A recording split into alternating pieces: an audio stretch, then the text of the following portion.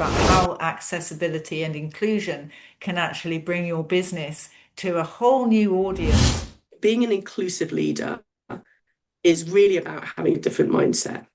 It's about, As a small business owner, let's think about accessibility now. Hello, everyone, and welcome to another amazing episode of A Sphere of Success, the podcast that looks at challenge and adversity in business and how we alchemize that to positivity, growth, development mindset, and how we can also make sure that we use an inclusion and diversity policy within our organizations to make them thrive and grow on a measurable basis from a culture perspective within our organizations. And today we will be looking at this theme in more detail, the IDEA theme, which is inclusion, diversity, equity, accessibility in business, and also mental health and well-being as something that we should be including in our daily activities and a planned for exercise. And today we have an absolute master at this, Gill Cooke, and I will read you her bio because it's something really impressive today. Gill is an award-winning inclusion, diversity, equity, and accessibility, and this is where the idea comes from, and mental health changemaker. Gill helps organizations to thrive by creating workplaces where people and customers matter. She offers training and coaching that turns organizations into thriving and high-performing communities. Welcome, Gill. It's very good to have you on the show today. thank you for inviting me, Deborah. Oh, it is an absolute pleasure. So without further ado, I'd like to jump in and ask, what was it about this theme, this topic, this area of expertise that really drew you to this and how you use this in your business? So thank you, Deborah. So I think for me, it's been a journey. It's something that has always been interesting to me. I've always been very passionate about justice, equity. I was brought up in Africa. I've had quite a diverse background and upbringing. I've lived in a number of different countries. And so I think that hopefully gave me kind of a little bit of a different perspective. I studied Arabic and Islam at SOAS after a degree on history, modern European history. And I think my career, which has been very squiggly, has also really opened my eyes to when there is injustice, when people aren't happy, there's more sickness. People are more likely to leave. They're not going to be advocates for their organisations. And I think you can just really tell a culture where an organisation isn't looking after its people, has high turnover, people aren't passionate, they're not loyal. Whereas on the flip side, an organisation that does look after its people, that really cares, but also just creates those policies, procedures, and environments where, burnout isn't as rife. Where people are valued, where they're seen and heard and they're recognised. Those are the organisations that people flock to, that amazing talent flocks to. And also, I firmly believe that they're going to be the organisations that continue to be successful and grow in the future. And that's a very interesting point. You're saying that they thrive. The policy is a policy, and that's good in itself. But to be in a business, it's how do we make the whole idea of idea, not to use a corny pun, but the idea of idea into something which is a lived experience rather than just a policy. Yeah, absolutely. So it's important to have the policies in place. It's like putting those foundations. A lot of organizations have values, they have the behaviors, they have an employee code of conduct. But then you need to go that step further of actually living those values, living those behaviors, showing and being demonstrating that code of conduct. So it needs to go further, as you said. So you can't have one, you can have one without the other, but they need to be hand in hand if it's going to be successful, and if you're going to create that culture of well-being, of psychological safety, where employees feel loyalty. They want to come back from those long-term leave, from maternity leave. They want to try harder, perform better, because it's what they want to do rather than it's something that they are fearful of, or they're scared, or they're losing sleep. How many people don't sleep on a Sunday night because they've got to then go into the office on the Monday, or they're going into work on the Monday? That is a really high indication that someone is, not happy, and probably will not be performing at their best. They're more likely to lose concentration. They're more likely to make mistakes. They're more likely to have sick days. So actually, what a lot of organisations think is a nice to have around diversity, inclusion, whatever you want to call it. I love the acronym idea, but actually it's a must have, because it fundamentally impacts the bottom line and financial profits. But I don't think enough organisations really take that seriously enough. Okay, so I'm a small business and I have a great team. I know I know this might sound daft, but we love each other. We really do love each other. We look out for each other. Now they're based over in Lahore in Pakistan in the main. So actually, I'm very conscious of their needs as far as um, their religious structure. Because on a Friday, there's the Friday prayers, and then we have Ramadan. I know there's different types of culture, etc. And I just treat people how I want to be treated, to be fair, and it works like a dream. And I do ask my team, tell me if I'm doing something which goes against the grain in your culture, how I'm treating you, what I'm expecting of you, or what the business expects of you, etc. And as such, I have to say, just to let everybody know, I have to stop my team. I have to stop them saying, please don't work out of hours like you're doing to the excess that you're doing. But we want to. We really want to go beyond what we're doing. And I have it all the time with one of my team members. I help training in podcasting and guesting, etc. And she does a part of that on the technical. Well, she says, I'll do it on a Saturday. I'll do it on a Sunday. And I literally have to say, once in a while, okay, but no, we don't put this in as a regular thing. And she's almost disappointed. And so anybody and there's a lot for me to learn. I haven't necessarily say I've got it all right, but it's just that level of people wanting to do more because they know that not just they feel it, they know they're valued, they know they're Yeah. special in an organization and that their needs are met and sometimes a bit over met sometimes, and people want to repay you back.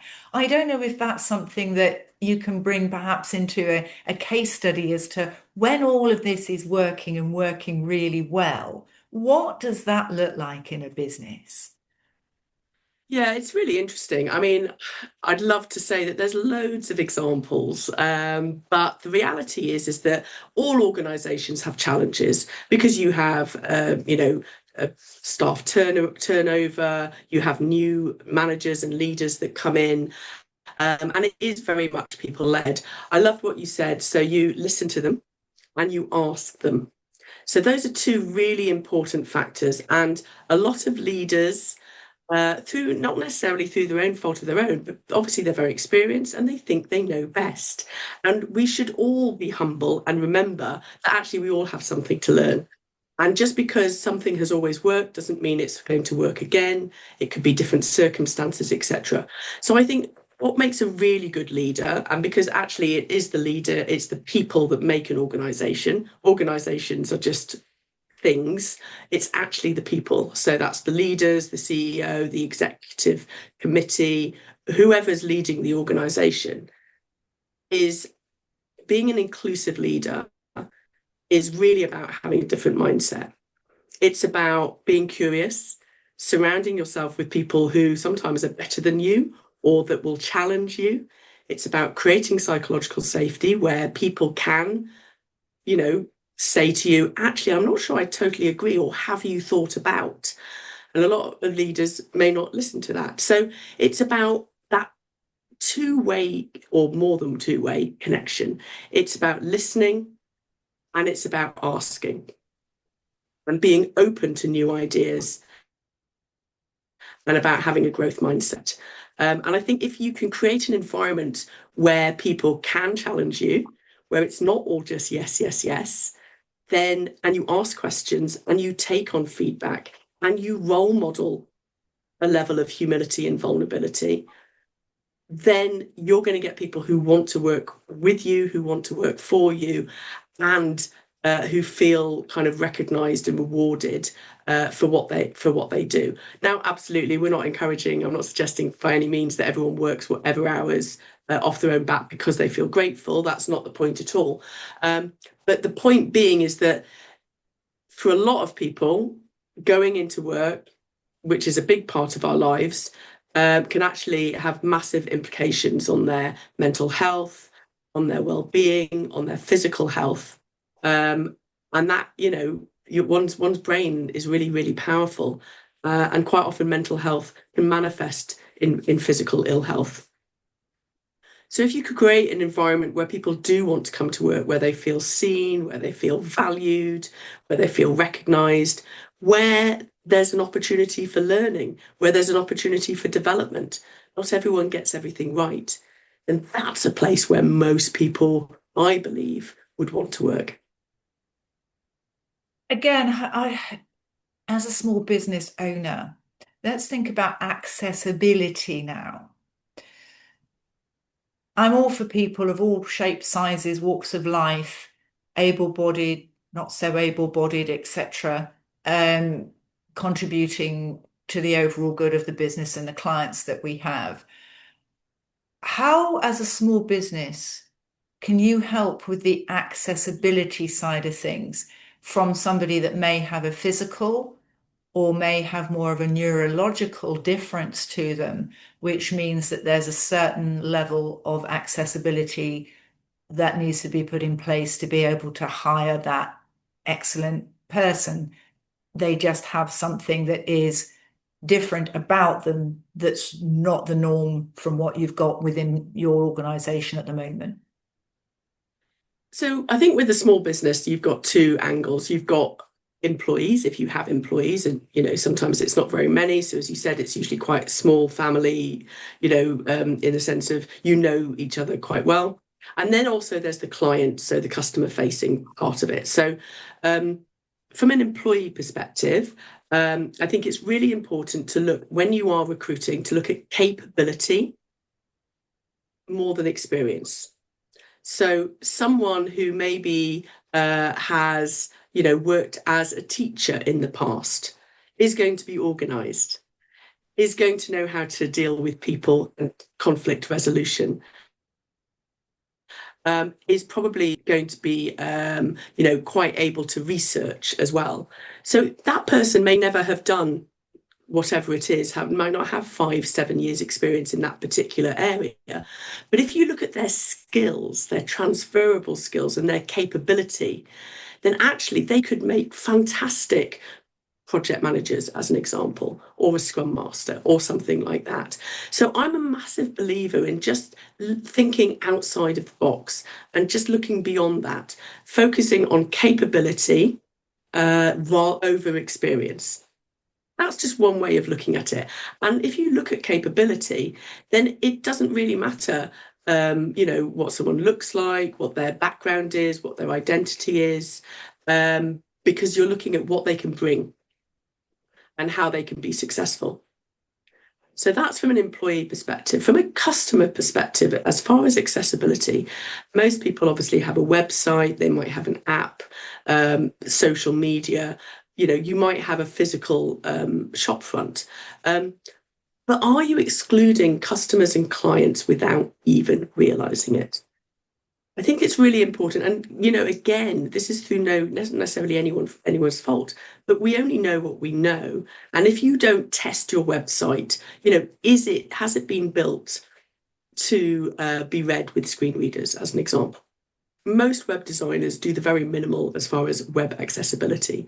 But if you can go that step further, first of all, you can have a USP, but also the more accessible it is, then you're not actually excluding anyone through just technical software platforms, etc. It could be looking at the language that you use. It could be looking at the font, the colours.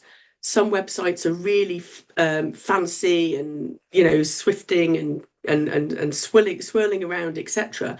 Someone who is maybe neurodiverse will look at that and will get off the website within seconds because they just can't cope with that level of movement and colours, etc. So it's just about recognising and understanding and doing a little bit of research. There's lots of organisations that you can go through to get your website tested properly. But the main thing is if you're starting from the beginning, if you're a small business, it's always cheaper to design inclusively rather than to retrofit as well. So there's lots of things you can do, and it's just about thinking about from different perspectives. Does your imagery represent your customer base, or does everyone look the same? Is there a way, is your sort of call to action button easy to click on? Is it readable? Is your logo too glaring? If someone is colorblind, can they differentiate between different colors and different calls to action? So, as I said, it's really important from a customer perspective and a client perspective, as well as from an employee perspective, that we really focus on being inclusive for everyone. Brands that fail to act on diversity, equity, inclusion, and accessibility risk losing out on 102 billion annual spend for marginalised groups. How And many? How much again? Because this is a massive number. 102 billion pounds. That's 102 billion. billion per year. Wow. Wow. Yeah. That's come from research done by Kantar. And it's really also thinking about the different dynamics, different minoritized groups. If they see themselves in your brand, if they can relate to it, then they're going to also be much more loyal as well. Because there's not that many organizations that serve them in that sense. So the ones that they do find, they're going to stick with because they think they've thought of me and that resonates with me. Am I right with that? Absolutely. So think about a travel company that considers a wheelchair user. Now, there aren't very many travel companies that will even think about it. And I'm only going to use a wheelchair user as an example because, society and environments disable people more than people are disabled. So if you are a wheelchair user, then there are going to be some really practical things that are very important. That is being able to get onto the plane, having space, being able to store your wheelchair, having ramps, having lifts, and all of those that work. So if you turn up at a hotel and you're on the fifth floor and the lift doesn't work, that is not a good experience. So travel company, as an example, that really focuses on accessibility and ensures that, for example, even if you've got a family who are all neurodiverse, for example, if you turn up to a hotel and there's blaring music in every public space, that's not going to be an environment that's going to be conducive to calm, especially if you've got children, safe spaces, quiet spaces, that's not going to overstimulate them. So that's an example of where if there is a travel organisation that specifically focuses and understands and has that lived experience and has the insight and has done the research and sells the fact that they can make sure that any of their holidays or experiences are either wheelchair friendly, mobility friendly, neurodiverse friendly, LGBTQ friendly. We only go to countries where we know that LGBTQ people and the community are, accepted and are safe. then that's something that just gives you an example of how you can then create a much wider customer base, which other travel companies, people wouldn't even look at. I just bring a point here. I won't name the organization. However, I have booked something that is for the more mature demographic. And they've made a very, very successful business out of looking at the more mature element of a demographic, and fair play to them. The other thing that I really love are pet-friendly hotels. Because I have a little dog, I'm single, I travel on my own. I don't want to have an expense of putting my dog, which I wouldn't want to leave her anyway, in kennel. She's a little dog. And I was surprised when a number of hotels that I thought wouldn't accept said dog opened their arms and said, yes, we're pet friendly. And I think a lot of that came from COVID when people started to purchase pups and things like that. And they realized they were missing out if they didn't let the dogs in. And ultimately, you know what? They absolutely were thriving because of that inclusivity that they thought around being pet friendly. So actually, there's a lot of money, as you say, what was it again? 102 billion? Billion Yeah, pounds, yeah. pounds that you can tap Absolutely. into when you just think creatively from a business perspective of actually having this inclusive and diverse opportunity and accessibility within what you're doing. Because, as I said, I think that's prime example from two instances of myself, and I was going, aha, yeah, I get that. Mm, Because I've actually used two of those that you've mentioned, you know, holiday, hotel, etc. And there's so many much more that you can do. And often people say, well, look at the silver pound, as it were, the pink pound. There's other pounds that you can do with different colors, etc. That people think, yeah. oh, you know what? That's something which we can tap into. Notwithstanding it's a tick spot money making exercise, but actually, if you actually live that experience, well, that's absolutely fabulous, isn't it? I think that's fantastic. Yeah, and it's about choice as well. There will be some people who do not want to have a dog in their hotel, and that's also Yeah. important. There will be some people, some hotels, as you said, are adults only. That's also fantastic. Others are really welcoming of families and children. But it's about creating choice. And that's a decision that, any organization can make. But if they're going after a certain target audience and become experts in that target audience, then they're going to be the go-to.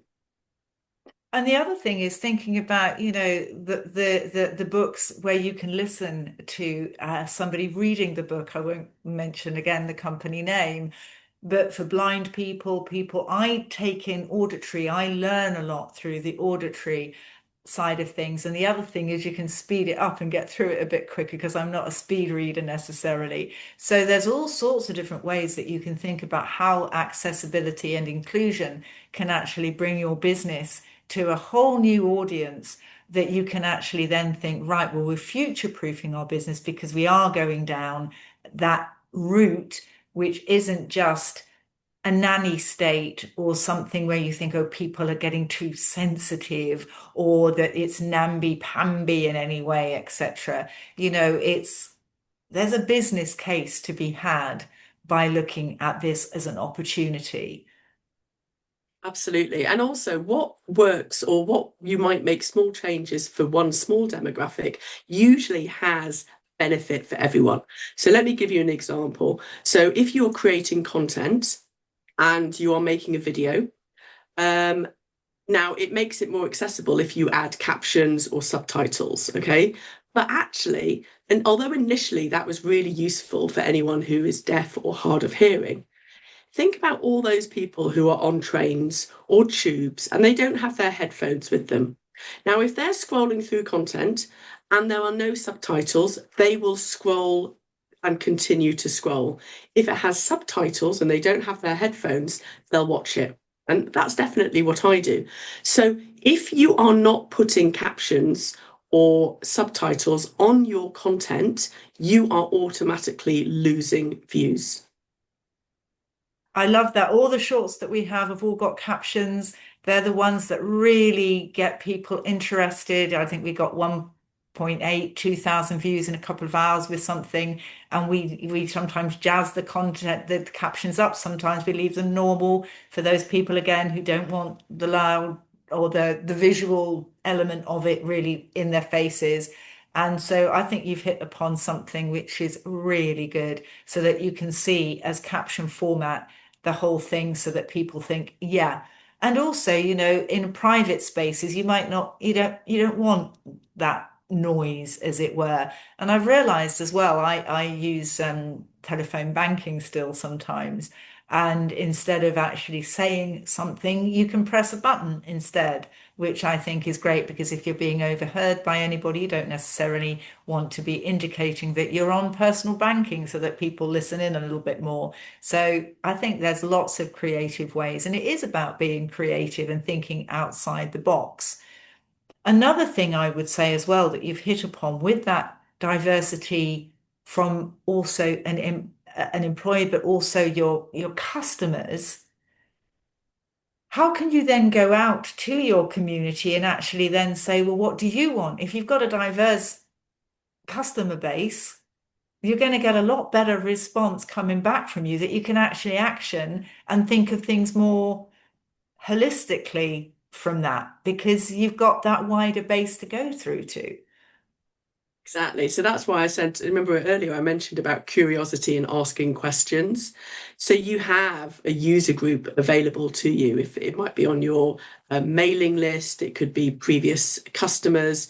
Ask them, how was your experience? And of course, there's lots of, Google reviews. And so probably shouldn't mention a brand, but there's lots of reviews that you can do. There's lots of, advocates and that sort of thing. So ask your people, but also ask them with real meaning and saying, we want to improve our experience. How was your experience and what would you like to see us do differently? Or what would you like us to offer going forward?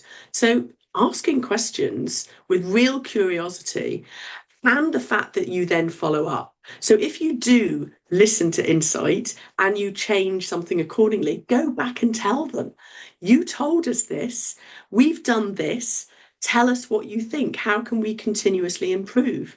So, first of all, you've actually listened. Secondly, you've told them that you've listened, and therefore they will know that they trust you as a brand and that you are someone who will take feedback, and then they'll probably recommend you to their friends as well as buy from you again. So it's not, these things aren't rocket science. This is just about treating people with respect, treating people with tolerance, being curious, but not in a sort of, asking, stalking questions and wanting to get all the information. You don't want to overburden people. But if you ask with curiosity and with real desire to change, then people will be very willing to tell you, and they're more likely to interact with you as well.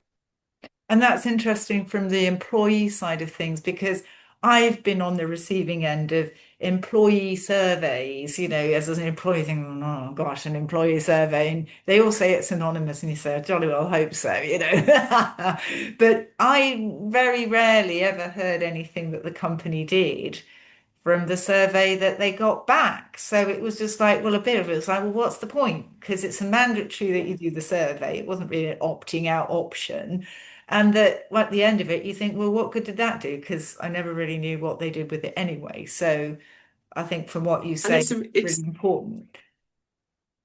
it is a really good point. I used to work in HR, and to be fair, employees probably don't have that visibility of how the survey is looked at, what is, reviewed, etc. Because companies aren't good enough at telling their employees what changes they've made, what they've done with that information. So I'm actually working with an organisation at the moment that did a survey, and their results for psychological safety came in really, really low.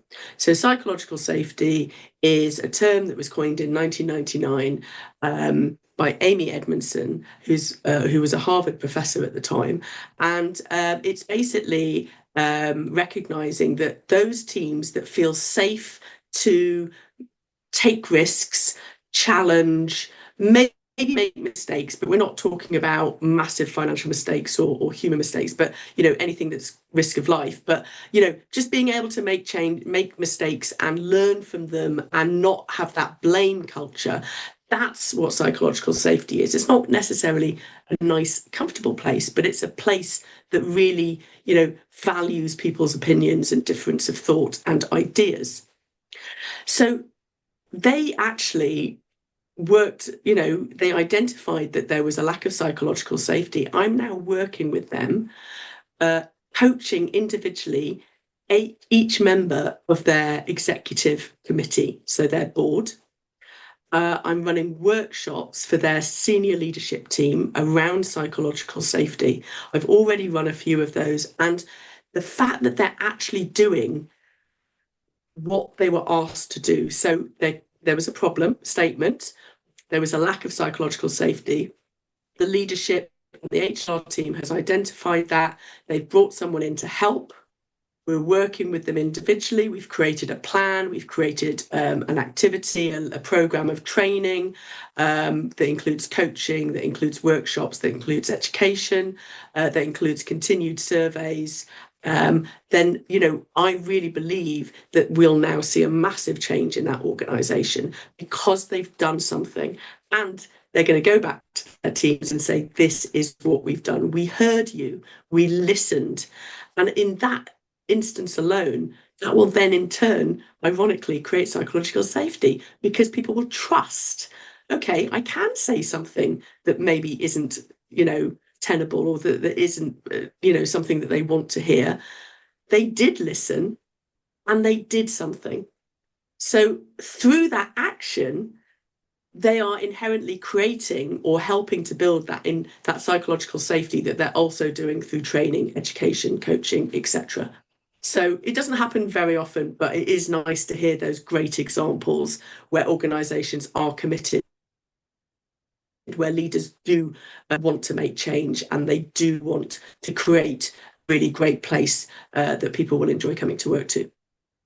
We're just losing a little bit on internet there, but I think we got through everything. So I think the sound came through. It's just a little bit of visual quality that we just lost there a little with you, Jill. But I think everybody listening will have got the main key points out of that. And it takes a brave organization. It really does to listen to everything and then think, you know what? We're going to act on what we're told within the business that context that we can actually do the things that people want. Obviously, there's always a budgetary element of it, etc. To be able to think about, well, we might not be able to go the full way, but we might be able to go part way, and this is why. And I think if people know the reason why things have been implemented or may not be implemented to the level and the degree that perhaps is coming through at this moment in time with the organization. But I think if people know that you've been honest and that you're not just trying to pull the wool over people's eyes and it's just another way of placating people until the next time, etc. That authenticity, that honesty that you're helping people to come back with, I think everybody appreciates that openness, that honesty, that transparency in a way where the business is saying, yes, we hear you. And I think it comes back to people's basic emotional needs is to be seen, to be valued, to be heard, and to be understood as the unique individuals that they are, to be celebrated as such.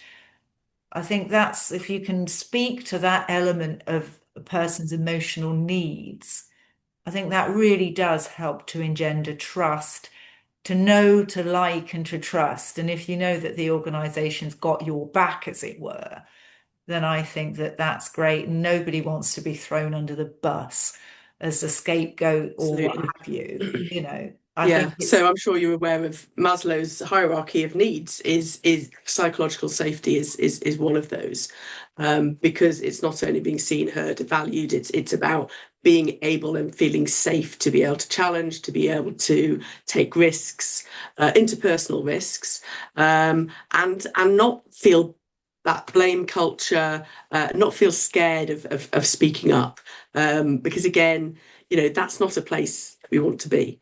And it's about just demonstrating the consequences. So if we also think about the flip side of when people are treated badly. So things like bullying, harassment, sexual harassment. We know that those sort of discrimination cases are massively cost businesses through reputation, through cost of either being fined or actually having to do payouts, as well as obviously people leaving the organisation or not staying in an organisation if they've been brought in under sort of false pretenses. That's also really important. So it's not only about, yes, we've got to do the right thing, etc., for that reason, but the impact of not doing this work is things like discrimination cases. It's bad for your brand, bad for your reputation. And we're seeing this. We see a lot of this in the media. So it's really important because a lot of organisations, especially tech organisations, are facing skills shortages. And if they can't able to attract different people from different backgrounds, from different identities, from different experiences, they're not going to be creating the products that are going to be fit for purpose going forward. There's a lot of examples of where,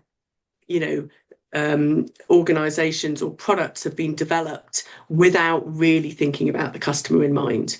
Look how long it took for example, safety belts on cars were only tested on male dummies.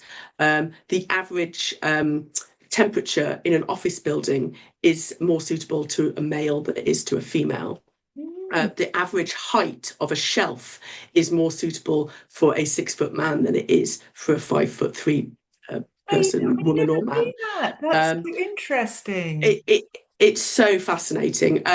NASA, there was a whole thing around NASA not having astronaut costumes that were smaller fitted or medium. So that actually meant that a woman could not walk on the moon or woman couldn't go into space. So the iPhone was created, was launched in I'm forgetting the date now, but I want to say it was anyway. It was a long time ago, and it took them 9 years. So it launched with loads of amazing features and apps.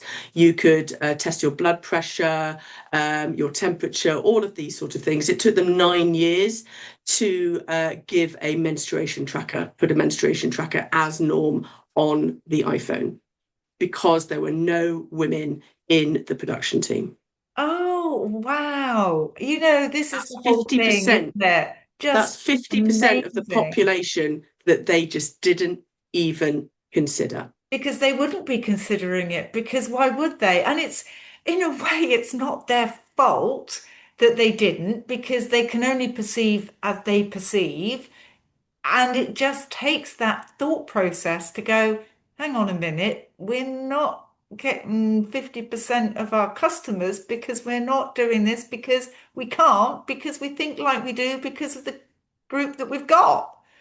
Or they could just employ a woman. They could be someone of ethnic heritage, of different race, belief, religion, ethnicity, sexual orientation. This is why I people talk love about this. diversity. This is It's it, not isn't it? just It's so about good when you get other opinions coming in exactly, because it then exactly. expands what you do and your possibilities. This is what I love about it.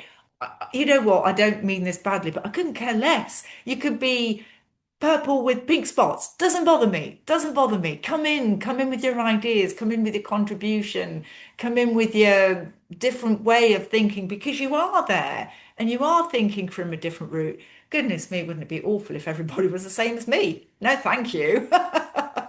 I wouldn't inflict another one of me on the world. I love me. I think it's great that I am who I am, don't get me wrong. But I don't want carbon copies of me because otherwise, what good is that going to do anybody? But is everyone willing to listen to something, an opinion that isn't as different from them? I mean, unfortunately, we're seeing a lot of this in the current society, is current climate. If people and a lot of it is people hiding behind keyboards. If we were actually interacted with each other and you talk to someone for long enough, you will find something in common with them. Yeah. there's that six degrees of separation. It's probably even shorter. If you're actually having a coffee with someone, even if you think initially that you have nothing in common with them, you have different backgrounds, different upbringings, you will find something that you have in common within 5 to 10 minutes. When you're looking at social media and you're all, working digitally, etc., it is almost too easy to disagree. That person doesn't agree with me. I don't agree with that person. Therefore, I'm just wiping them out. And I'm not even going to be willing to negotiate, to coordinate, to collaborate, or anything like that.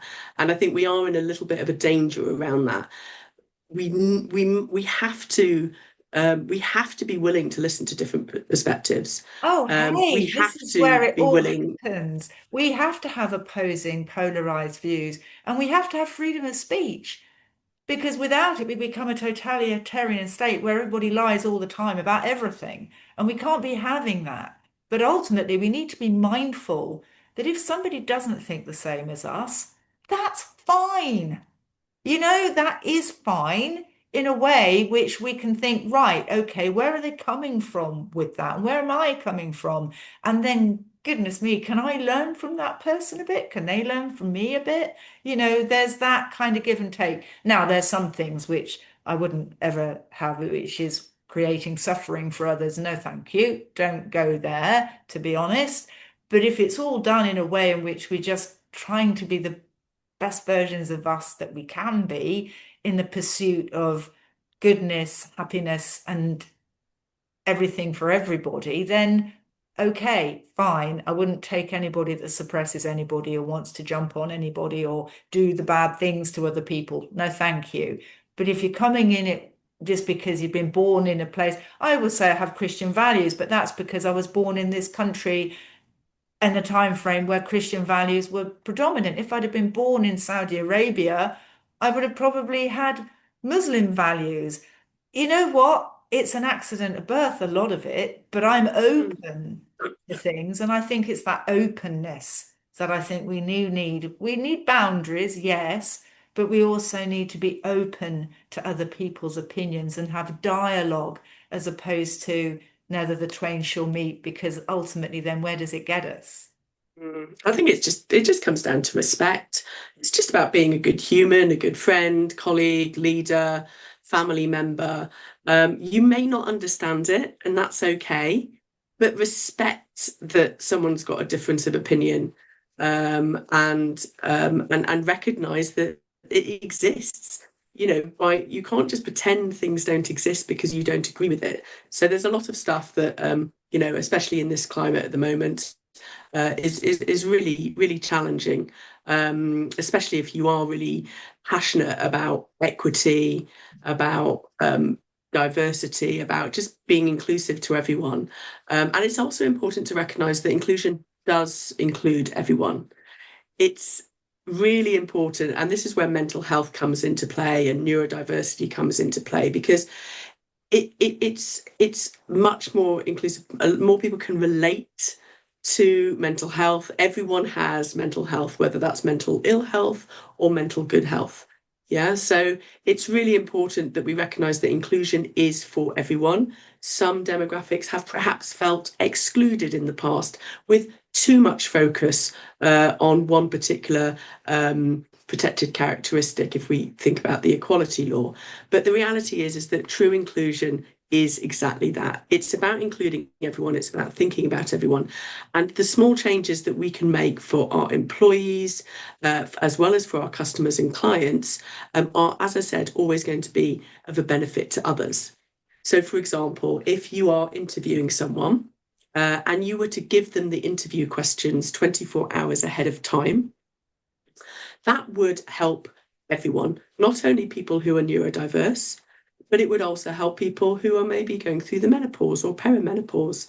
It would be helpful for people who are introverts, who get nervous, who have stammers. It'll help people who really need reflection time and thinking time. It'll help those who are maybe more introverts. So actually, the benefit of doing one thing that you think is only for one demographic or one small group of people will absolutely have the benefit for everyone. What are you testing? Are you testing memory? Or are you testing that someone can research, can articulate, and can present? Now, if it's the latter three, then there's absolutely no reason why you can't give questions 24 hours ahead, because you'll get the best out of everyone. And then you will be measuring them on an equal footing. Whereas if you don't, then those people who can think on their feet will do really well. Those people who are more reflectors, but who actually might do the job better, will not perform on the day. So again, just another example of just being a little bit more inclusive, which really doesn't take much. And it's not a cost even. For most of these things, there's not even huge costs that we're talking about. We're talking about mindset change. We're talking about being willing and open to doing something a bit differently. Those people who say, well, we've always done this. This is how we've always done it. You can't say anything nowadays. I don't, all this change, this is all new, are people who are not willing to think with a growth mindset. And actually, it's really people with growth mindset who are going to be open, who are going to be more inclusive, and who are going to be more successful going forward. I love that. And I just take back the fact that back in the day when everybody had horses and carriages, and then Henry Ford came along and he said, I think I attribute to him, sorry if it was somebody else. And he said, if I'd have asked the general public what they'd have wanted, they'd have said a faster horse, you know? Yeah. And there we go. And now the car is so commonplace, it's ridiculous.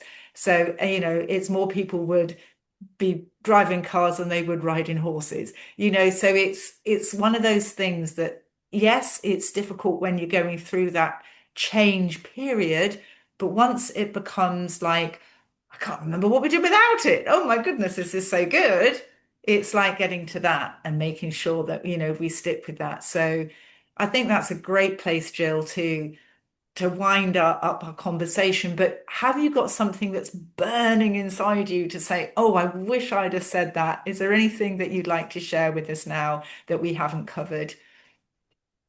Well, Deborah, I'm sure I'll think of lots of things overnight tonight or tomorrow, but being a bit of a reflector. Um, but no, I suppose my main message is just don't let anything stop you.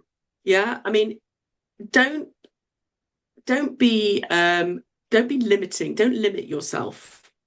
Be open. And sometimes just by thinking about something a little bit differently, by considering a different perspective, by maybe, that reframing or putting yourself in someone else's shoes, just will give you a little bit more insight. Just because you haven't experienced something, just because you haven't got lived experience, doesn't mean that someone else's opinion or experience isn't as valuable and as important as yours. So it's just really about try and think outside of the box, just try and perceive and understand other people's experiences and differences, and be curious, ask questions, not being too probing, but asking questions out of genuine and authentic curiosity. And I promise you, you will learn more. Your life will be enhanced through learning about a different culture, a different perspective, a different religion, a different belief, a different sexual orientation. Just be open and just be accepting and tolerant. And it just would make the world such a nicer place to live. I love that. Yes, indeed. Here, here. Love it. And how can people get hold of you, Jill? So yeah, you can follow me on Instagram, GC IDEA Consulting. I'm also on LinkedIn. And I think you're going to be sharing my details at the end. But yeah, I'm on LinkedIn quite a lot, and also Instagram. So do follow me there. And please reach out. I'm really willing to have a conversation. I always do a sort of free 30-minute consultation to find out how I can help you. And I know that I can help. I can help your organization and I can help you. Just give me a chance and have a chat with me, and we'll see what we can do together and how we can collaborate. I love that, Jill. Thank you. And yes, everybody have a chat with Jill because she's quite inspirational, actually. You think, oh gosh, might be sticky, stuck with an issue or something that you think, just need an extra view on this. Because what do they say? You need 12 people to be able to show the elephant, to picture what the elephant is in total. I'm sure Jill knows more about that than me. But, if you stand next to the leg, you think you might be next to a big tree trunk or something like that. Stand next to something else of the elephant, you might think you're with something else. So it's always good to see the bigger picture and somebody that's been, looking at this for very many years as well. So it's great to have that perspective. So thank you, Jill. It's Thank you. been really inspirational and very hopeful. I think this is full of hope and I hope so. what's to come, and it's very positive what you're putting through as well. So I think in this day and age as well, especially right now with things, all sorts of all over the place as we're finding our feet as we move on for the next era, as it were. I kind of get that impression that we're all moving towards something that's kind of new, and that's why we're going through turbulent times. I think you've got a Mm. very steadying voice there and a direction that people can follow. There's something in it for everybody, I think. So that's great. There And really is, and also just an yeah, addition is that I don't have a wide variety of lived experience, but I collaborate with, and I have got so many amazing colleagues that if it's something that I can't help with, I can definitely recommend someone with different lived experiences, different identities, and I'm really really proud and lucky to have such an amazing and collaborative like network around me as well, which is super important. love it. Love it. And as an introvert who does stuff in the public eye, I can actually say all of us introverts, you know what, we've got lots to give in a public space as well, where you think, oh, really, is that suitable for introverts? Yes, it probably is in the right way. So, absolutely. And thank you so much, Jill. It's been a superb pleasure to have you on the show. It's just been brilliant. Thank you so much for having me. Ah, it's a pleasure. And for everybody listening as well, it's a pleasure to have you, all of you. Everybody is included on this show.